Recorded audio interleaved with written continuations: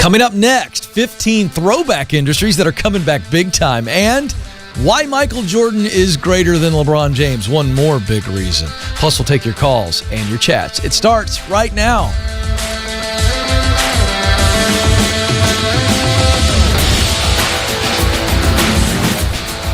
I am coming to you live from our Ramsey Studios in Nashville, and you are joining a conversation about who you are, what you were created to do, where you want to do it, and how you can get there. It is about your purpose, and a big, big portion of your purpose is to make a significant contribution in your work, through your work. In other words, you were created to fill a unique role.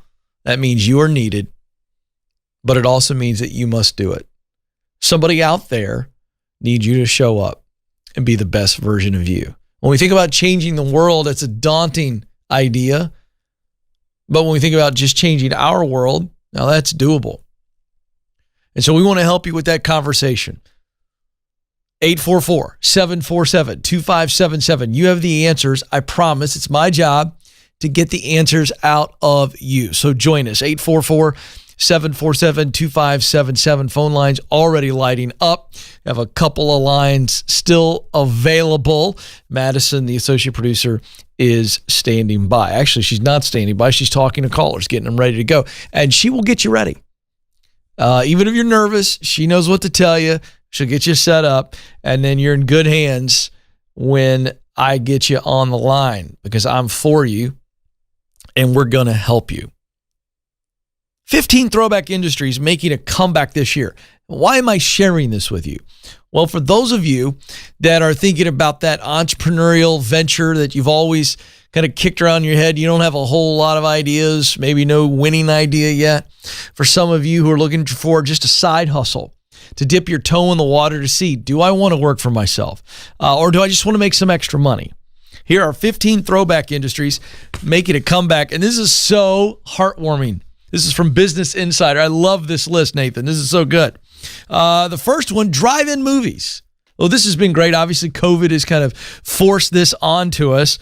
But the drive-in movies are great, especially if you're a classic car guy like me, and you got the convertible classic car, and you got the awesome lady to watch the movie with. That's fun. Puzzles. How about puzzles?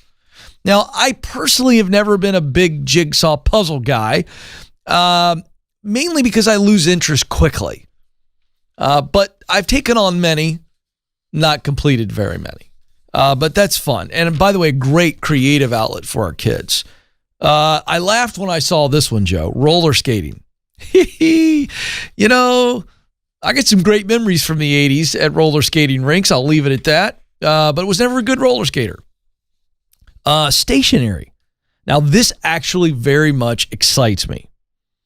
Andrea Bell is the director of insights at a trend forecasting company, commented on this for Town and Country magazine on the rebirth or the boom of stationery again. She said everyone is experiencing digital fatigue.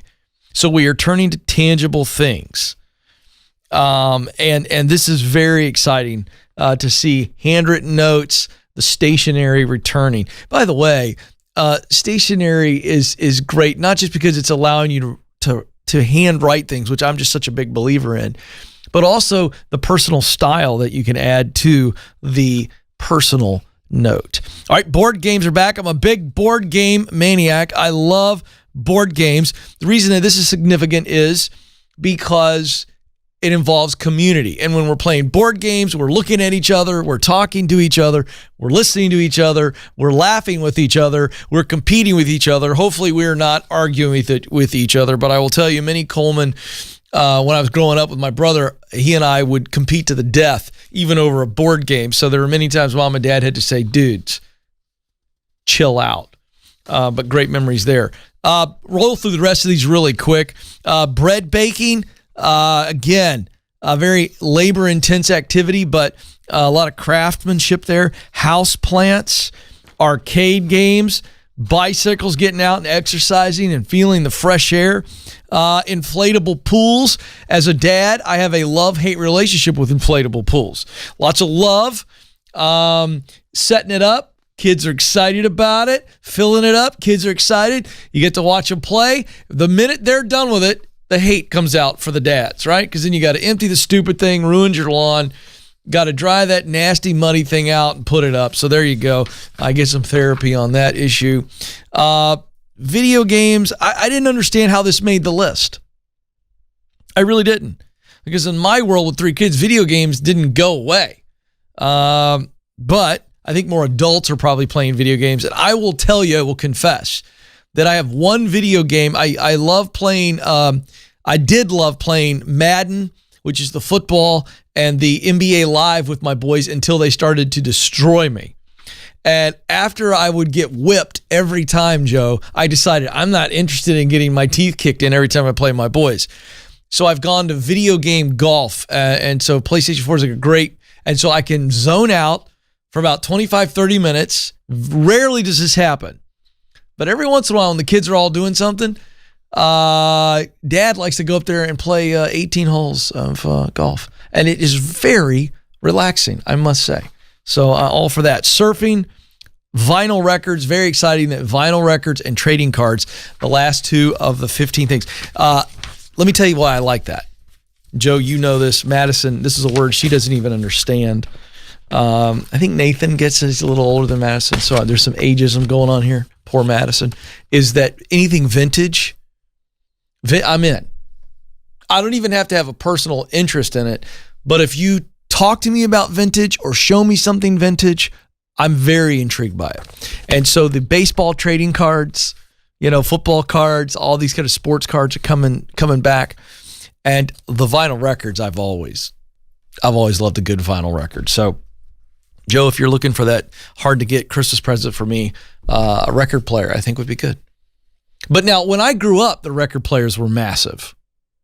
Do you remember this? Oh my gosh, yes. Like record players were either, it would be the little thing on the table or it would be inside of a gigantic piece of furniture that took 3 grown men to move it. Very heavy. Very heavy, just like the TVs as well. Remember the TV was as big as the oven? But you still had to get close to it because the screen itself wasn't very big, but all of the furniture around it was wider than the actual screen. And the old ones got as hot as ovens in the back. No question. It was an additional heating source. Or alternately made your house hotter because of the amount of BTUs that baby was kicking off of the back of it. 844-747-2577 is the number, 844-747-2577. Let's go to the phones. Jacksonville, Florida is where we start. Abby is on the line. Abby, you're on the Ken Coleman Show. Thank you so much for taking my call. You bet, Abby. How can I help? Okay, so basically, I'm in a job that I don't like, I'm not happy with, and I'm wondering, should I start or should I stay to gain more job history, or can I start putting out resumes for other jobs? Start putting out resumes for other jobs, for sure, but I'm not sure that it's time to move on yet. I think it is, but I just want to ask this.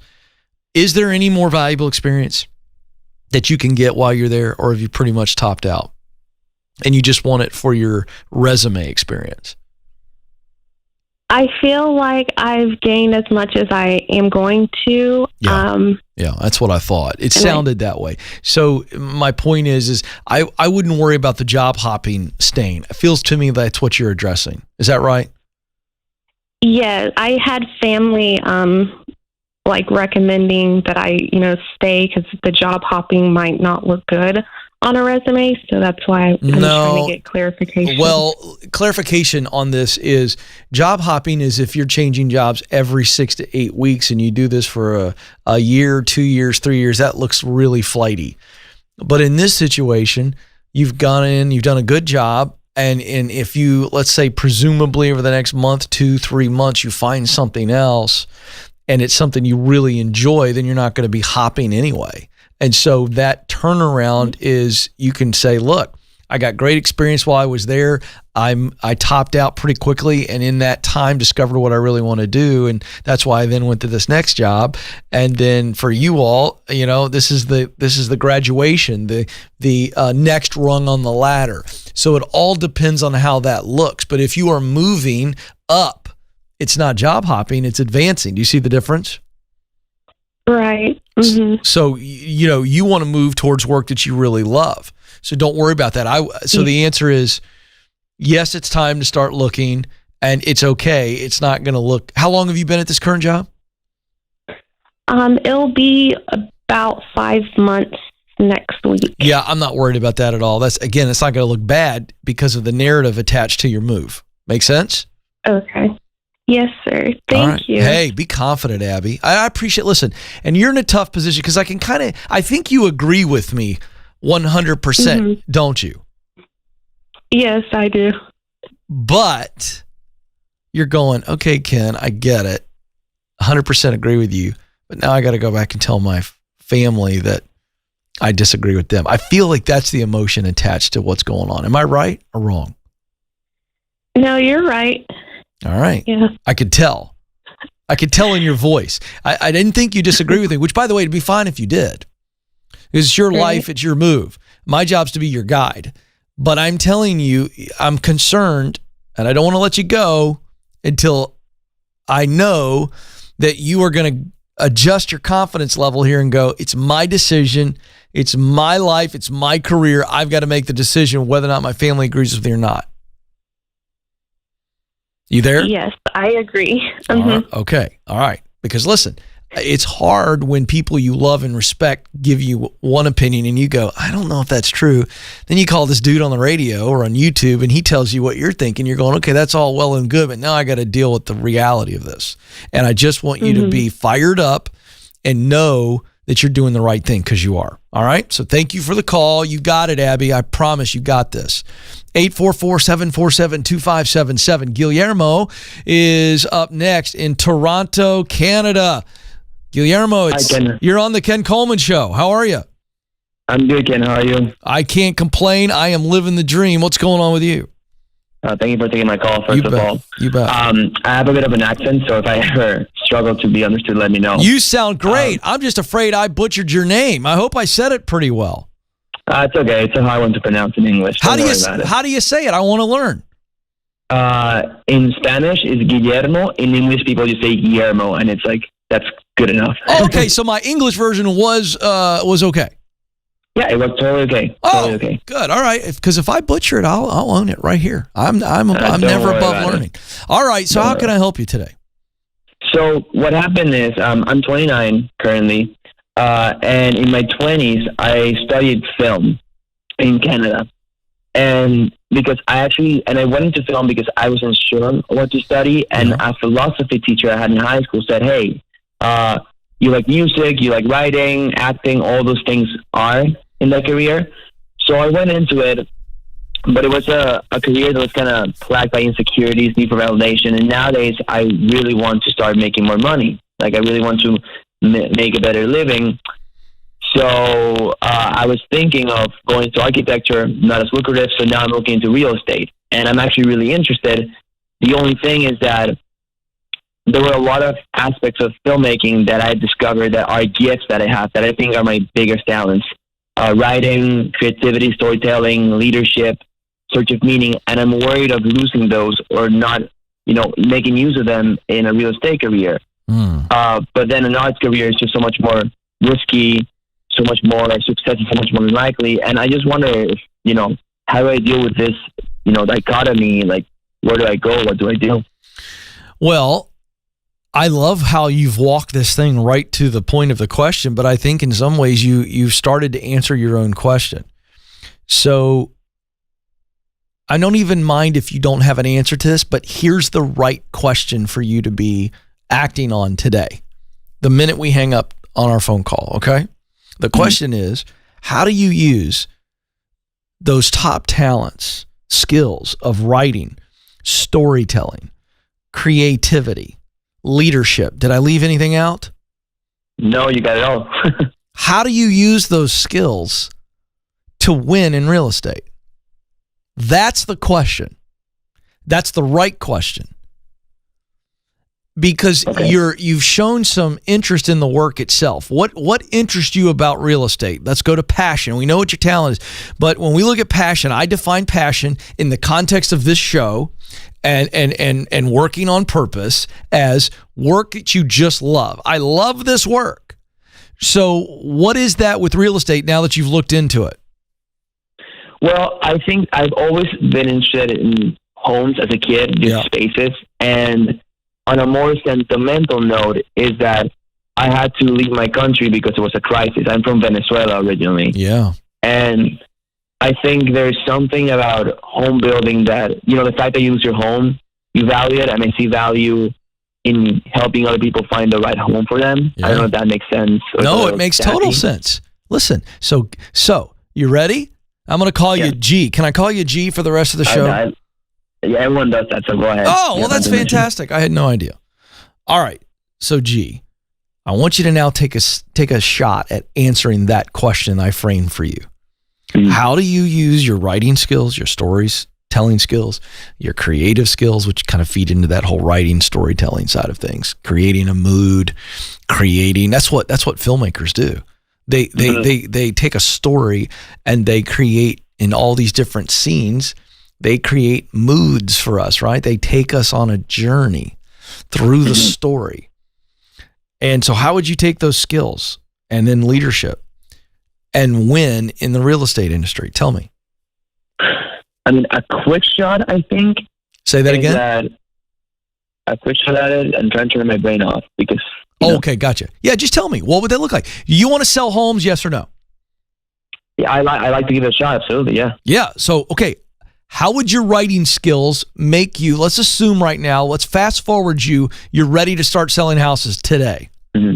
Mm-hmm. Okay, you got the licensing, you got a broker that's taking care of you, and you got some mentor there through that broker, and you're ready to start getting clients to list with you, or you're ready to start showing houses to other people. Mm-hmm. Mm-hmm. How are you going to use your writing and storytelling skills to sell houses? Well, an idea that I did have was maybe making videos that, show off the houses like remotely, but they're not simply like showing the space in pictures, but I can actually get actors and show how the space would look at the home. Fantastic idea, G. Bro. Thank you. How many real estate professionals have kick butt Instagram profiles?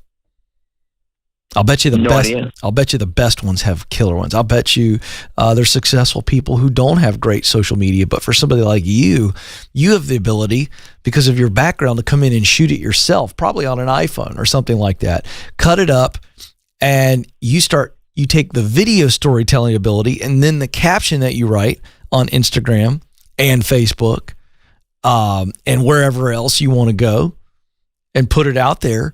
The storytelling and the writing and the creativity, it's going to sell houses for you.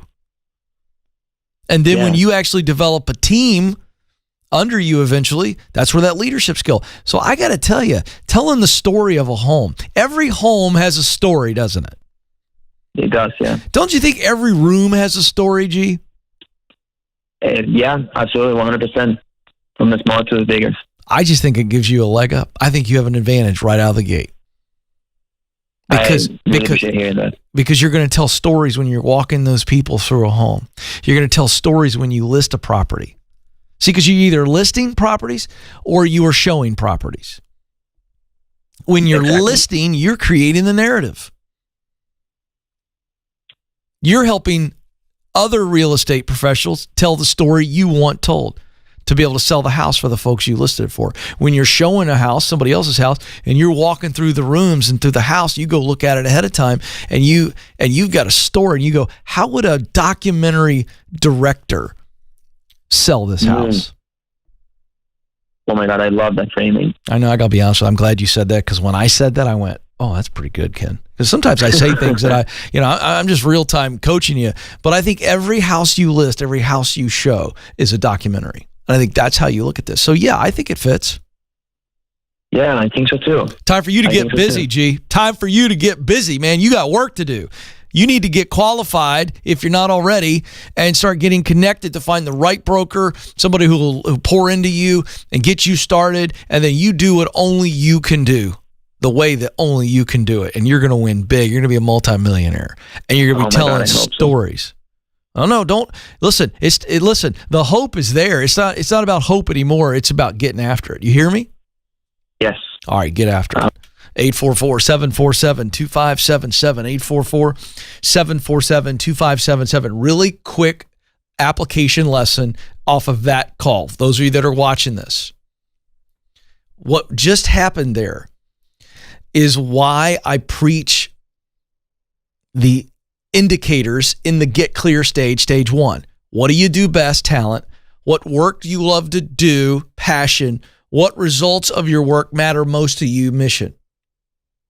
Talent, passion, mission are indicators. Think of them as 3 gauges on the dashboard of your car or the dashboard of you.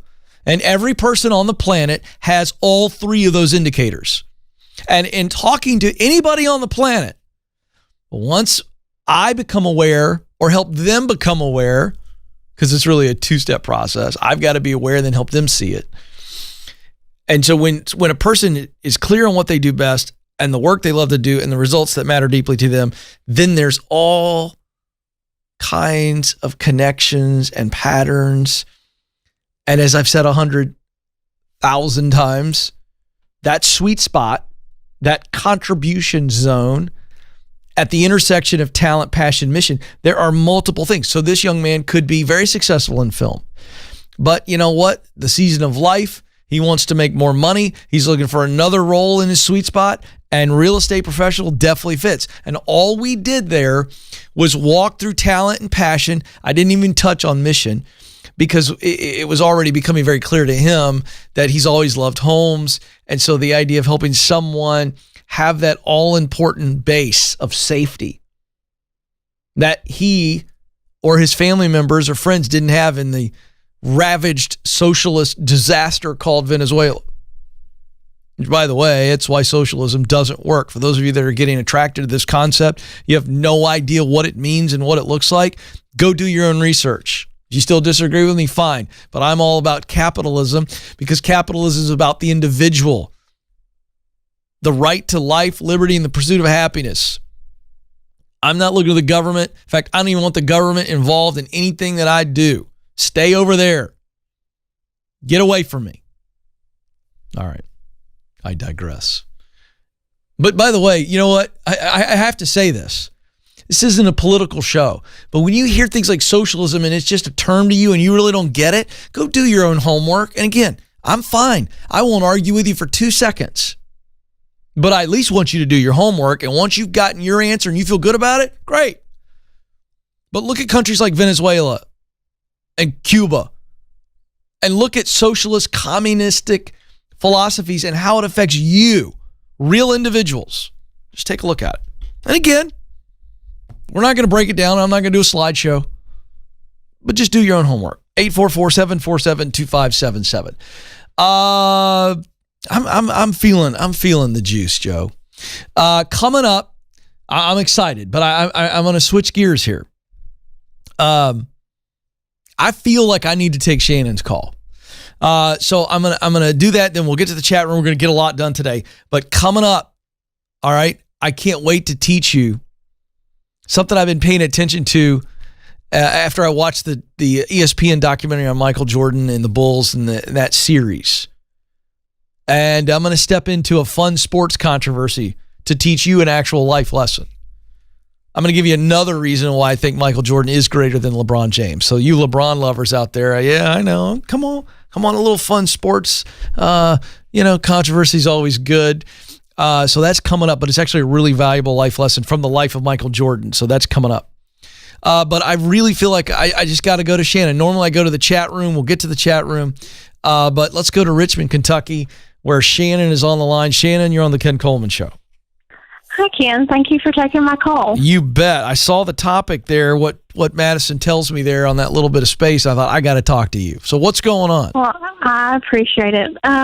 Okay, so the last, I'd say year, I haven't really felt like I've been accomplishing much in the job that I was in.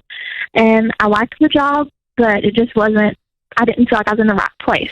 So last week I gave my 2 weeks notice, and I don't have anything lined up, but I have something in mind. Okay. But I just need some help figuring out how to accomplish that. I love it. What is this thing you have in mind? Okay.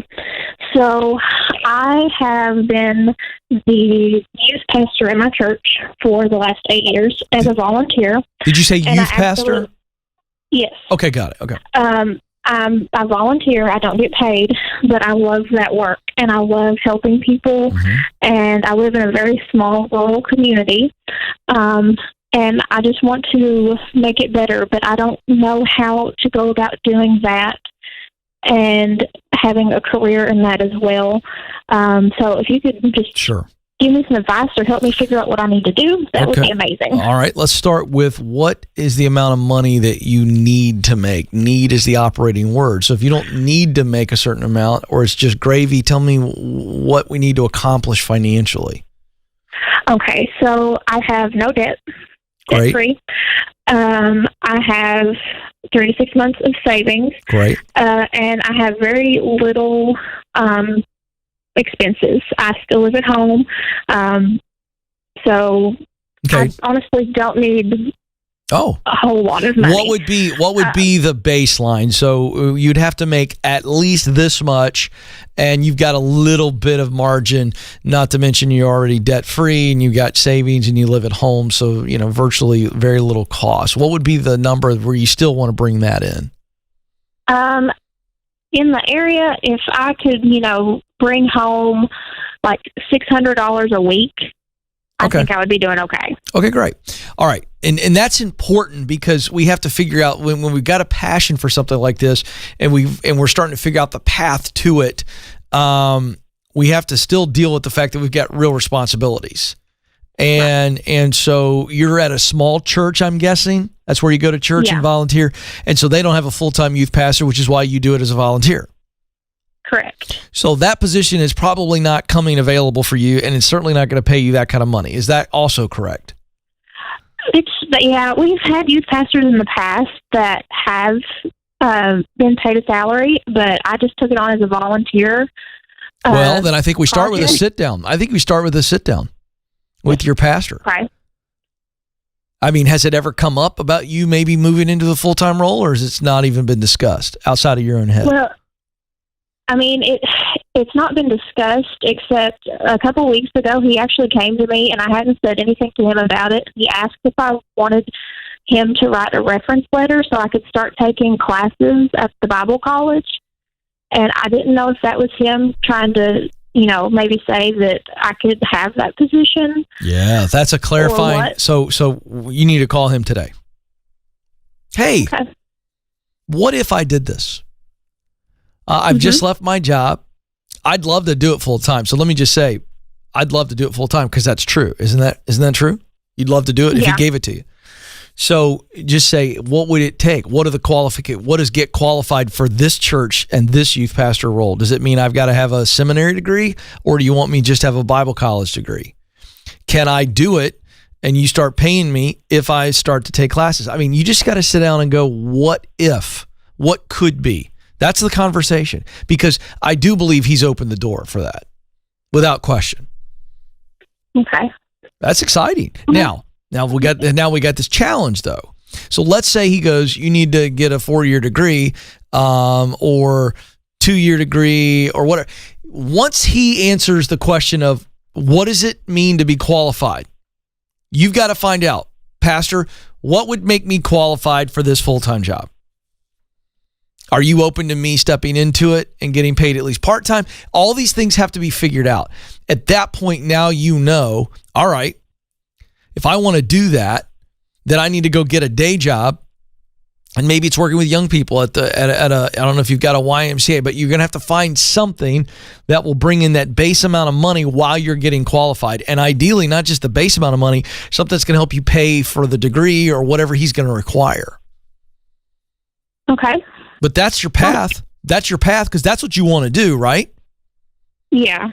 Well, then, I've always enjoyed working with teenagers. well, then just say that's what I want to do. And so I wonder if there's a job where maybe you can make $24,000 or $25,000 a year for the local government working with youth programs or parks and recreation or just something where you're engaged with young people some way, somehow.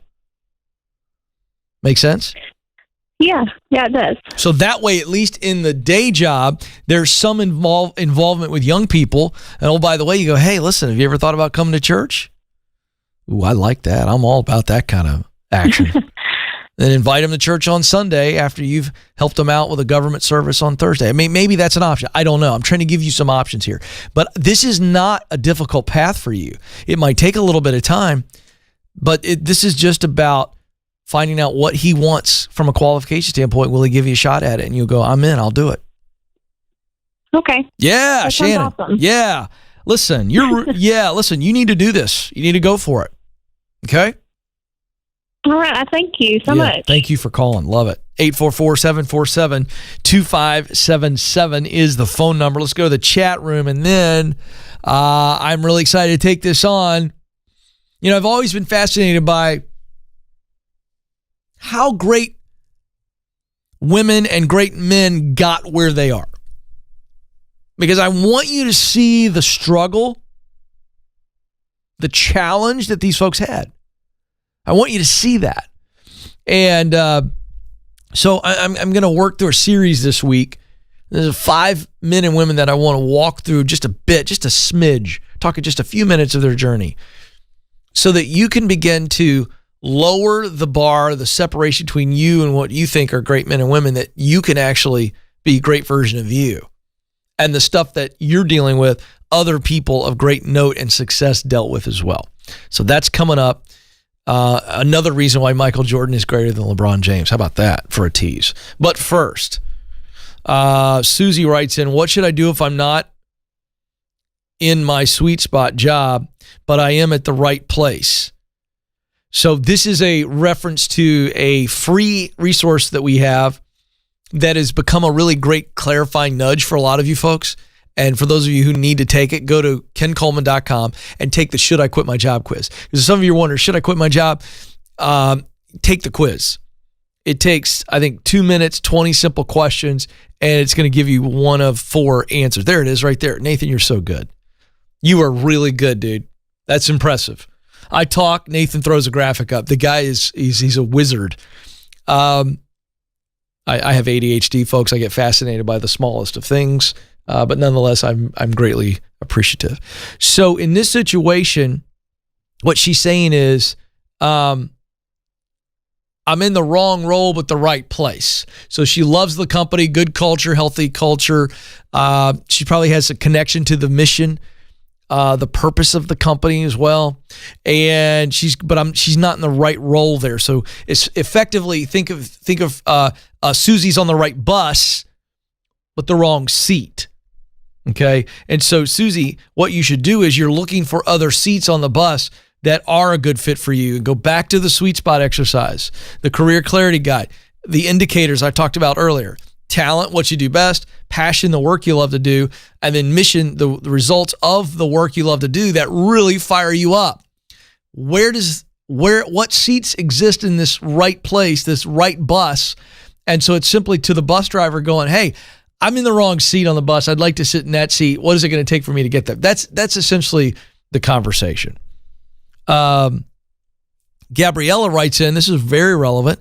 I'm currently unemployed due to COVID. Should I spend time looking for a job in my sweet spot, or should I just get a job that brings in money? Well, the answer is yes and yes. You should be looking for a job in your sweet spot, but if that's going to take time and we've got an immediate need for income, then get a job, a day job that brings in money, or 2 part-time jobs. Let's take care of the lack of inflow of money first. And then I don't mind if 2 months from now you leave those 2 part-time jobs or a job to step into the sweet spot. So you're looking for the sweet spot job, but if that's going to take a little bit of time to find and then land, let's take care of our immediate needs, because it is that day job that will bring the stability you need to be able to get and step into the dream job. 844-747-2577 is the number. Okay, here we go. Another reason why Michael Jordan is the greatest basketball player of all time, and yes, that means he's greater than LeBron James. This is actually not a basketball bit. This is not a basketball segment. Let me dive in here. One of the reasons that I think that Michael Jordan has universal love and respect is not just his ability to play the game, but it is that we look back to his story. And the moment that we begin to hear the narrative of Michael Jordan is in the fall of 1978. He is a sophomore basketball player and baseball player, but it is basketball season at Laney High School in Wilmington, North Carolina. And he tries out for the varsity team. And his coach, Clifton Pop Herring, had to make a tough decision between a 5'9" sophomore by the name of Michael Jordan or a 6'7" forward by the name of Leroy Smith. And when you dig into the stats here and the story, you realize that the popular narrative that Michael Jordan was cut, some people don't think that he was cut because essentially he didn't make the varsity team. He played on the JV team, which a lot of sophomores would. He never played up, though. He didn't play up with the varsity.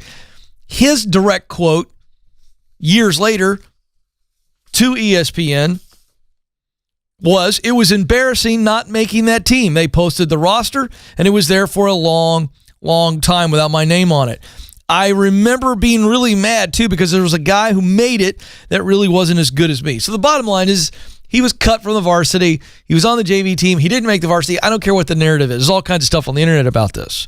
But this is the lesson. Jordan got mad, and sometimes we think that anger and getting mad is unhealthy. I totally reject that. How we deal with being mad, how we deal with the anger is the issue. But anger can be beautiful. What a wonderful fire anger can be.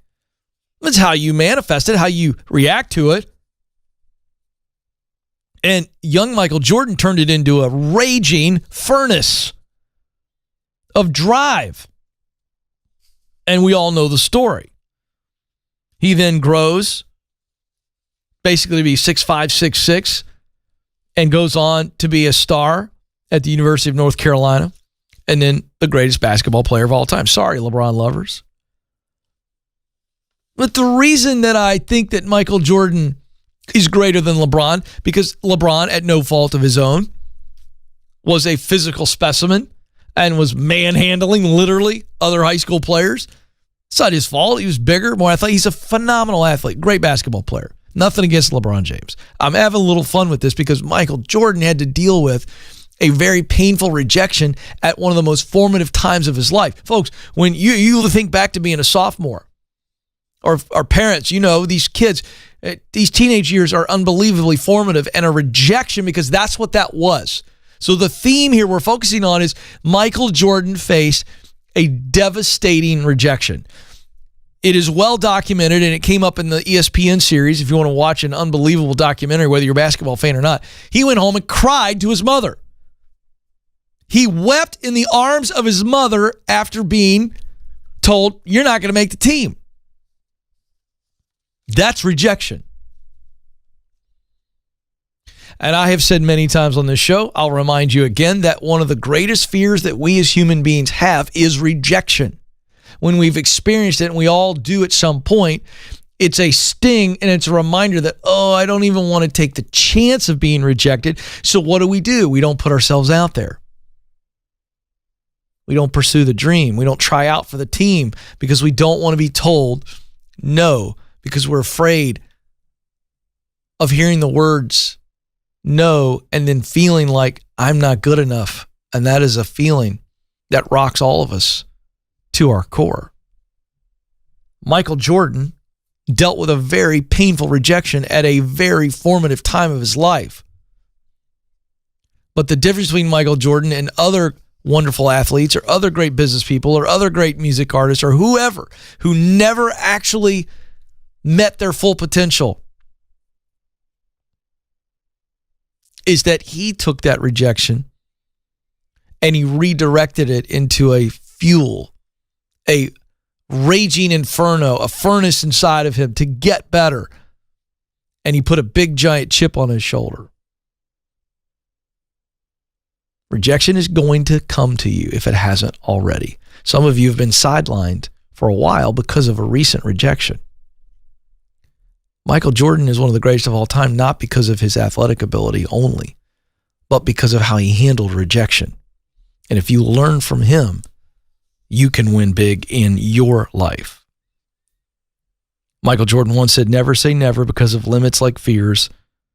They are often just an illusion." The fear of being rejected, he turned that into an illusion. He had experienced it. He said, it's not going to happen. He also talks about failure. I've missed more than 9,000 shots in my career. I've lost almost 300 games. 26 times I was trusted to take the game-winning shot, and I missed it. I've failed over and over and over again in my life, and that is why I succeed. That is why people become great. That kind of outlook, that kind of attitude, that kind of action. That's why Michael Jordan is one of the greatest. There's many that had similar skill. Few had the drive, the willingness to fail, but fail forward. Well, my time is almost up, but before I let you go, I want you to know that you matter and you do have what it takes. Thank you so much for joining us. Until next time, this is the Ken Coleman Show. Press on.